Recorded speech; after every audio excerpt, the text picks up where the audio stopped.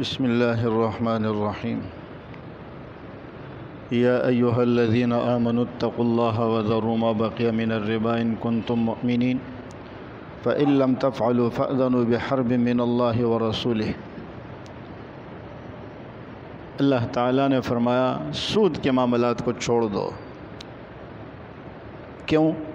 یمحق اللہ الربا ویربی الصدقات، اللہ سود کو مٹاتے ہیں، گھٹاتے ہیں، اور صدقات کو اللہ رب العزت بڑھاتے ہیں۔ صدقات میں بظاہر یہ لگتا ہے کہ آپ کا مال ختم ہو رہا ہے، لیکن اللہ اس میں برکت دیتے ہیں۔ آج کل لوگ بہت زیادہ پریشان ہیں۔ پچھلے دنوں ایک صاحب مجھ سے ملے، انہوں نے کہا کہ اس مہینے میں 3 دفعہ میں رات کو بھوکا سویا ہوں۔ خوددار لوگ ہیں، کسی کے سامنے بات نہیں کر سکتے، لوگوں کے گھروں میں راشن کی ضرورت ہے، لوگوں کے لیے تعاون کی ضرورت ہے۔ جو مانگنے والے ہوتے ہیں وہ تو آ کے مانگ جاتے ہیں، اور ان کا تو پیشہ ہے۔ جو خوددار لوگ ہوتے ہیں وہ بیچارے پریشان ہوتے ہیں۔ ان حالات کے ذمہ دار کون ہے؟ اصل مقصد یہ ہے، اس کی ذمہ داری اللہ رب العزت نے فرمایا فَإِن لَّمْ تَفْعَلُوا، اگر تم سود کو نہیں چھوڑتے تو پھر اللہ سے اعلان جنگ کر لو۔ اللہ نے اعلان جنگ کر لیا ہے، اب اس اعلان جنگ کو قبول کر لو۔ اور نعوذ باللہ ہمارے معاشرے نے اللہ سے اعلان جنگ کر لیا ہے۔ ہم سود کو چھوڑنے پر رضامند نہیں ہیں۔ علماء فرماتا ہے کہ سود پر گھاٹا آتا ہے، نہیں تو کم از کم 40 سال میں ضرور آتا ہے۔ اور جب اللہ سے اعلان جنگ ہوتا ہے تو پھر نتائج وہی ہوتے ہیں جو آج ہم دیکھ رہے ہیں۔ قوم کن حالات کا شکار ہو چکی ہے، کن مشکلات سے ہم لوگ گزر رہے ہیں، اس کے پیچھے آپ دیکھیں سارا سود کا نظام ہے۔ ہمارا جو بھی حکمران آتا ہے وہ سب سے پہلے جا کے قرضہ لیتا ہے اور سود پر لیتا ہے۔ ہمارے بچے کا بال سود کے اندر جکڑا ہوا ہے۔ ہم 10 مرتبہ پیدا ہو کر مر جائیں، ہم اپنے قرضے ادا نہیں کر سکتے۔ اللہ اس ملک پر رحم فرمائے، جن صورتحال سے ہم گزر رہے ہیں وجہ یہ سود ہے، اور یہ اللہ سے اعلان جنگ ہے، چھوٹی بات نہیں ہے۔ ہم میں سے ہر شخص اپنے حد تک جتنا کر سکتا ہے وہ کرے۔ ہم سود چھوڑنے کے لیے تیار نہیں ہیں، اور ہم کہتے ہیں ہمارے بڑے سود چھوڑ دیں، یہ نہیں ہوگا۔ ہماری کوشش یہ ہونی چاہیے ہر شخص کی کہ آپ اپنے حد تک سود کے خلاف اعلان جنگ کر لیں۔ ہم زیادہ سے زیادہ کیا کر لیتے ہیں؟ سودی بینکوں میں کرنٹ اکاؤنٹ میں پیسے رکھوا لیتے ہیں، تو کیا آپ کے پیسے سود میں استعمال نہیں ہوتے؟ اگر آپ نے کرنٹ اکاؤنٹ میں رکھوائے، آپ سود لے نہیں رہے، آپ کے پیسے پھر بھی استعمال ہو رہا ہے۔ اس لیے جتنے ہمارے ساتھی یہاں موجود ہیں، اللہ کی رضا کے لیے سودی بینکوں سے اپنے اکاؤنٹ ختم کر دیں، نکال لے اپنا پیسہ۔ جب تک ہم قدم نہیں اٹھائیں گے یہ لعنت ہمارے سر پر سے جائے گی نہیں۔ جو اسلامی بینک ہیں اس میں بھی کمزوریاں ہوں گی، لیکن ان سے تو کم ہے نا۔ آپ ان کو سہارا دیں۔ کہیں آپ یہ نہ سمجھے کہ میرے پاس کوئی بینک والے آئے ہیں میں ان کا بروکر بن کر آپ کو اعلان کر رہا ہوں۔ میرا کسی سے کوئی تعلق نہیں ہے۔ مقصد میرا صرف یہ ہے کہ یہ سودی بینک جتنے کامیاب ہو رہے ہیں، یہ پیسہ میرا اور آپ کا ہے۔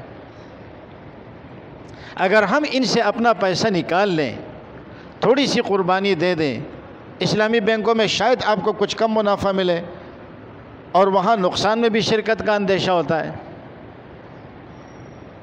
اور یہاں پر صرف نفع ہی نفع ہے۔ اگر آپ سب اپنے پیسے وہاں سے نکلوا لیتے ہیں، اسلامی بینکوں میں ڈال لیتے ہیں، تو اسلامی بینک ترقی کر جائیں گے اور سود کا نظام ہمارے ہاں خود بخود ختم ہو جائے۔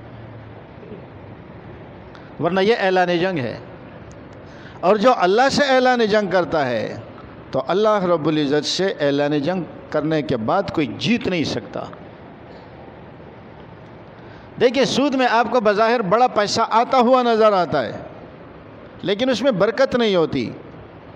فرمایا کہ اللہ رب العزت اس نظام کو جو سودی نظام ہوتا ہے، وہ سودی نظام اس کے اوپر سے برکت مٹا دی جاتی ہے، اور اس کے اوپر ایک دن گھاٹا آتا ہی ہے۔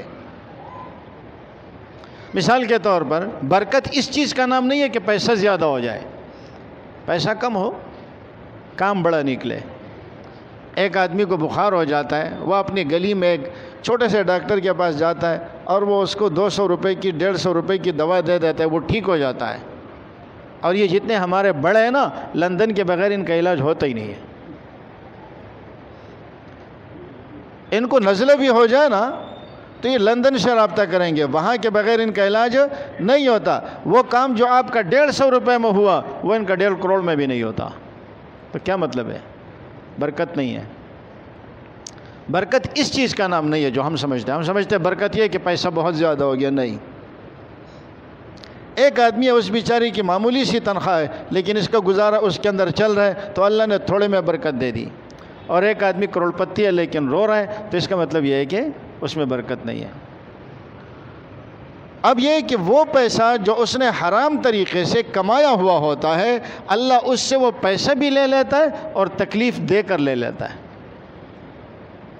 بیماریوں میں مبتلا کر کے لے لیتا ہے۔ چور ڈاکو راستے میں آ جاتا ہے، ڈرا دھمکا کے زخم لگا کے لے لیتے ہیں۔ تو خیر کس چیز میں ہے؟ تمام ساتھی اس بات کا تہیہ کر لیں کہ ہم نے اپنے پیسے سودی بینکوں سے نکالنے ہیں، اور اسلامی بینکوں میں ہوگی کمزوریاں، ان سے کم ہے۔ یہاں 10% ہے تو وہاں 100% ہے۔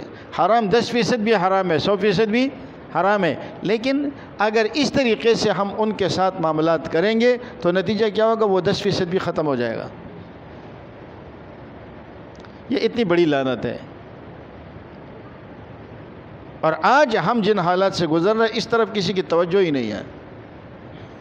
ہم مقروض کیوں ہیں؟ آپ 10 روپے قرض لے لیتے ہیں اور پھر آپ کو ادا کرنے ہوتے ہیں، جرمانے پہ جرمانہ، جرمانے پہ جرمانہ۔ ان کو کیا ہے؟ وہ تو پیسے لے لیں گے، کھا کے چلے جائیں گے، ادا تو ہم نے کرنا ہے نا۔ ادائیگی تو ہم لوگوں نے کرنی ہے۔ اس لیے ہم میں سے ہر شخص اپنی استطاعت تک مکلف ہے، اور اپنی استطاعت کیا ہے کہ آپ اپنے سودی اکاؤنٹ کو ختم کر دیں، اور اس بینک سے جس میں سودی نظام چل رہے اس بینک سے ہی اپنے پیسے نکال دیں۔ یہ اللہ سے اعلان جنگ ہے۔ اور جرم ہونا اپنی جگہ، آخرت کی سزا اپنی جگہ، لیکن دنیا میں اللہ رب العزت جو سزا دے رہے ہیں، اللہ ہمارے اس گناہ کو معاف فرما دے۔ یہ ملک جس مقصد کے لیے بنا تھا، جن قربانیوں کے تحت یہ بنا تھا، یہ جتنے میرے سامنے بیٹھے ہوئے ہیں، اللہ جانتا ہے ہر آدمی کا دل رو رہا ہے، لیکن عزت نفس کی وجہ سے کوئی اپنی زبان پہ کچھ لا نہیں سکتا۔ کیوں؟ اللہ جو سزا دیتے ہیں نا، اور کسی کو جب پکڑتے ہیں، قحط سالی کی صورت آتی ہے، مہنگائی کا عذاب آتا ہے، یہ وہ چیزیں جن کو اب ہم دیکھ رہے ہیں اپنی آنکھوں سے۔ پچھلے دنوں میں ایک تعزیت پہ گیا تو وہ مسجد اخیار یہ پیچھے، تو وہاں میں نے اس کے امام صاحب سے کہا، میں نے کہا مولانا اللہ خیر کرے، ایک وقت اب یوں آنے والا ہے کہ لوگ کہیں گے کہ چلو اخیار کے امام صاحب کے پاس وہاں پنکھا چل رہا ہے، اخیار کے امام صاحب کے پاس چلو وہاں پر پنکھا چل رہا ہے۔ وہ چیز آ رہی ہے۔ اللہ اس ملک کے لیے جن لوگوں نے قربانیاں دی ہے، ہماری دعا ہے کہ اللہ ان کی قربانیوں کو قبول فرمائے، اور ان کی قربانیوں کی برکت سے اس ملک کو آزادی نصیب فرمائے، اور ان کی قربانیوں کی برکت سے اللہ اس ملک کے مشکلات کو آسان فرمائے۔ یاد رکھیں، جب تک میں اور آپ ٹھیک نہیں ہوں گے نا، ہمارے حالات کو کوئی بھی ٹھیک نہیں کر سکتا۔ اللہ ہمیں ٹھیک ہونے کی توفیق نصیب فرمائے۔